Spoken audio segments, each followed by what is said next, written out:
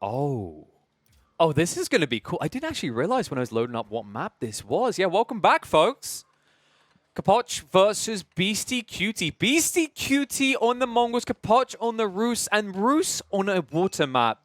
That sounds like a spicy meatball. But will it be a tenderized meatball? Will it be consumable? Because remember, Rus did get nerfed on the water. Yes, they are still pretty decent in the early phases of the game, but one of the big differences, one of the most noticeable changes they made to the Rus was around their conversion abilities. Because one of the big things that was a kind of a deal breaker for a lot of civs matching up on water against Rus is that once Rus hit from Dark Age to Feudal, they could actually convert all their fishing ships, which they built in Dark, into attack ships. Well, they've actually made a change there now. So the main things to highlight here is that when you want to convert them, they cost an extra 25 wood, I believe it is, and they move slower across the time it takes them to convert. So it's not as quick of a ramp up, and it's not as lethal of a turnaround point in the game. So we actually have to see if the Mongols can handle that, because Mongols, to their credit, I don't think the light junks get enough credit. That's a lot of crediting, but they actually aren't that bad of a unit. It just sounds like they're a terrible unit because they've got a small health pool and they literally have junk in the title. But they have proven time and time again that when they get the Zergification going, as I'm going to refer to it, they can actually just overwhelm their opponents. I do still think Capoch should have the edge here, but he's delayed on the docks. He's going to arrive a little bit later onto the water. It all comes down for me to how quickly Capoch can get a fleet out, right? Like how quickly BC rather can actually tech up. If BC hits a quick fuel timing, then I actually fear for Capoch in this matchup. But definitely Rus has the edge here. I think the other thing that's maybe going to throw him off, by the way, and might throw both of them off, is look at their starting locations. This is kind of a weird one to me, because usually the way that this map works is one person starts here and one person would start here, right? Like opposite sides of the map. Instead, they've actually started in kissing distance. I'm pretty sure if one of them yells too loudly, the other will hear them. So be careful with that scout, folks, because the scouts and the Khans always yell when they move around. It's actually quite funny when you listen to them. The way they kind of yell, it's like you could kind of imagine like the first time riding, like, oh my god, it goes so fast! See, that's probably what you just said right then. I don't speak Mongol, which I believe is... Is it Chinese? Well, actually, probably closer to Mongolian. Which, wait, do Mongolians speak Mongolian, or is it a kind of diversified form of like traditional Chinese? All right, these are questions that I'm not suited to answer, guys. Let's focus on the things I can answer. Produce villagers, win games. See, now you understand how to play Age of Empires. Honestly, I mean, the amount of low elo games I've been watching recently where that's melting my mind. By the way, just a little kind of spoiler, because if people have been watching the streams, they've been seeing me attempt a few low elo games. I think upon secondary assessment, like, you know, further thought, the low elo series that I want to start, something kind of, you know, similar to what T90 does for Age of Empires 2 and what Winter does and Husky done before him for StarCraft 2. The low elo series, which will focus around low-level games with interesting twists. I think I'm going to delay starting that series up until the new year, just because I think the reason it worked so well for Age of Empires 2 when T90 done it was years into the production cycle when people had actually started to, like, you know, even at the lowest level, figure things out to an extent. Age of Empires 4 being a totally new game, and a lot of players who probably haven't played an RTS before playing it, what we're seeing on the low elo games right now is people playing very kind of slow, almost like they're just reading all the tooltips. And I think in that regard, between that and the amount of people who leave right now because they're not that fully invested, they DC whatever it is, I think I want to wait a month or two more and let the meta kind of settle and let people get to grips with the basics. So then, like, the low-level games are going to be interesting twists instead of, like, AFK, nothing happening. Someone has 15 villagers at 30 minutes in the game. They don't do anything, and they just sit there waiting for their opponents to come through with torches and burn their households down. And their wives are screaming. They can't reach inside the house. They lose their whole family, and then they go on a long journey to become a gladiator and avenge themselves in the arena, eventually facing off against the emperor that took down their family. Wait, hold on a sec. I just read out the script for Gladiator. Okay. Instead, let's focus on the script for this game. I'm just checking my notes right now. Yep, lodge your attack ship soon. Capoch just needs a tiny bit more gold, and then he'll have what he needs, so he's ready for the tech up. Beastie, on the other hand, already halfway there with a double dock situation. I like this opener from Beastie. Beastie's going to be prepped. Look at his eco on the water as well. 9 ships. Really juicy. 7, meanwhile, for Capoch. I don't know if Capoch would even convert his entire fleet, even if he could. He would need enough wood, and that is where he is going to be limited right now. He is going for the Golden Gate, which will enable him on that front, because remember, the Golden Gate, you get charges of supplies in it, and you're able to trade 100 of a resource for 150 of another. Really powerful boom to the early game economy, but also works incredibly well in the late game economy when you become limited in different fields, right? Think about a situation, by the way. This is the amazing thing about Golden Gate and why it's one of the most powerful landmarks in the game. Is not only is it valuable early and mid, but say you get to ultra late game situation, you're getting infinite food, but you're no longer getting gold. And you're selling at the market, you're selling like, I don't know, 27, selling, say, 130 food for like 27 gold, right? Well, guess what? You come to this building, it's stacked up charges, now you sell 100 food for 150 gold. It's an amazing investment, close and long term.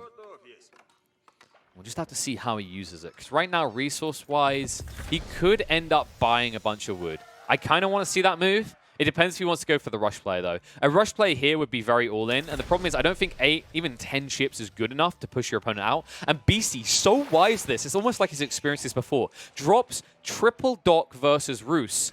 And he's ready to start producing military vessels if need be. And he can afford them as well. He's actually got the surplus required. In fact, he always has enough to tech up, and I think that's the play he's going for. He wants to get straight into the war junks, doesn't even care about the light ones. And I can assure you, folks, like I said, light junks, not as junky as you think. War junks, definitely inappropriately named. They will actually smash through. Capoch, he's in trouble in that regard. He's not actually ready for this, right? You can see he's switched over a few of these into attack ship status. He's continuing to actually build a fleet now of attack ships. But he's looking in all the wrong places. And this was the thing I was worried about. They never actually sent fisher ships out early. They never scouted. For him, he's clicked the immediate other side of the map because logically, where's your opponent going to be? There, duh. Right? And just for confirmation, when we look, this is Archipelago.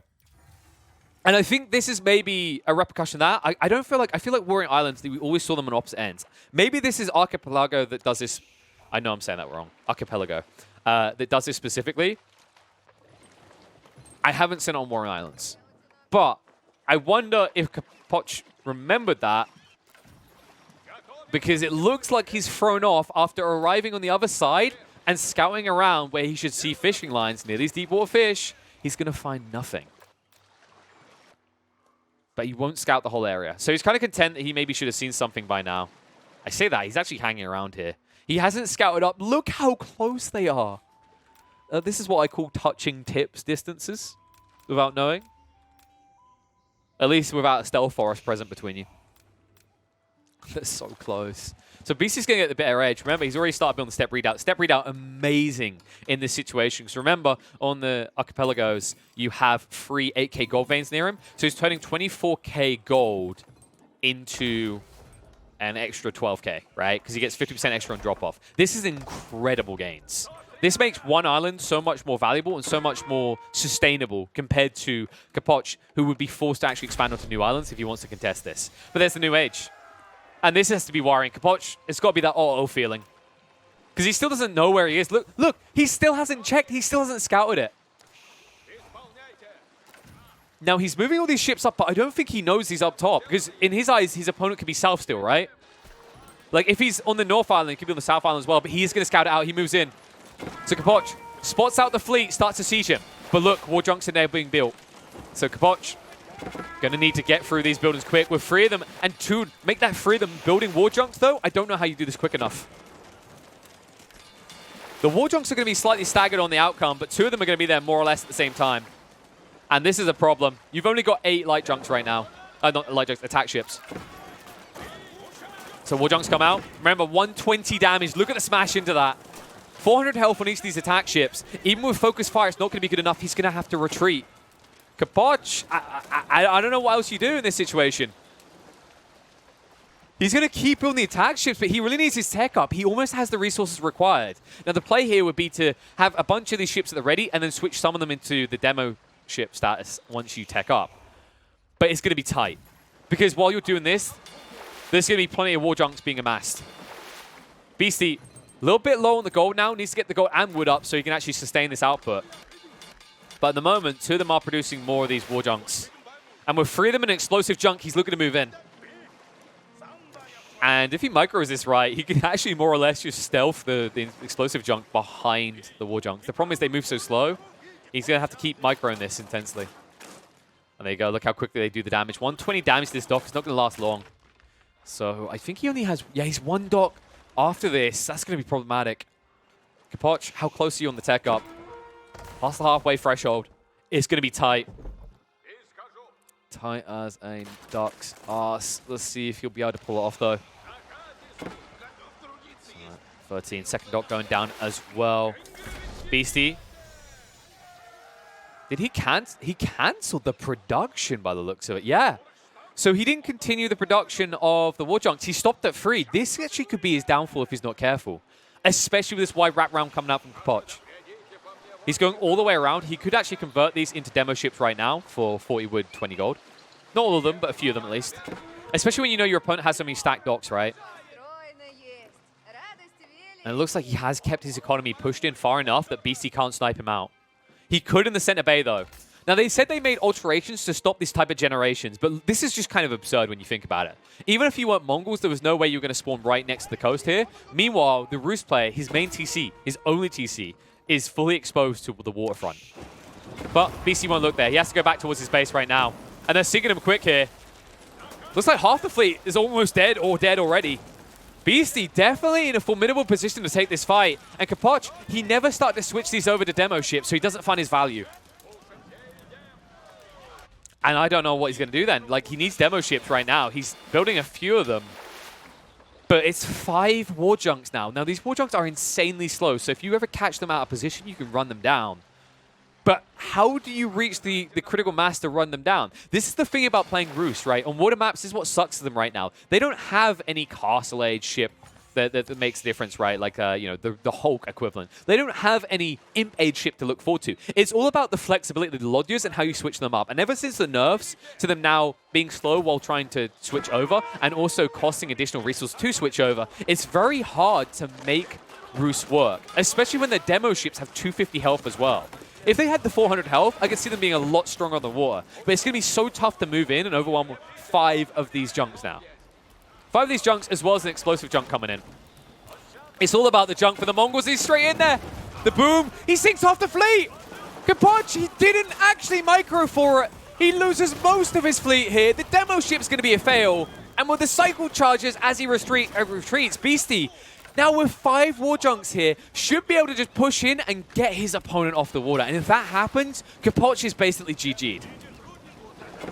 He has to make this demo ship work. If anything, he should be switching every single one of these fishing boats into attack mode. But he's just not. And instead, he's going to get sieged now. Beasty still trickling in more explosive junks. He knows that actually just having 5 war junks is enough to win this game. And Capoch, I mean, he's not calling it, but I just wonder why at this stage. Big mistake, not actually committing additional demo ships into the initial charge, trying to get in on top of these war junks really was his downfall. And that micro there, I mean, that was just the final nail in the coffin. Not being able to snipe out this 200 health explosive junk really has cost him the game. And he has got 6 demo ships, but even if you clean up the fleet now, you know Beasty's going to replace it. You only have 1 dock, he has 3. Make that 4, in fact. And he's able to produce out of all of them at the same time. And here you go, demo ships. This is not what you want, though. Capoch could try and back them up. But the boom's going to be triggered. That's half the demo ships already gone. In fact, most of them, because there's an attack ship here. So only 2 demo ships left. He can't get close enough, though. Junks, one's going to be sacrificed, but they just can't get through them. And Capoch, that should be enough to convince him that it is all said and done. Let nobody tell you that Mongols are weak as ass on water, as BeastyQT, man of the Mongols, will take the win over the Roost here on Archipelago. Archipelago! God damn it.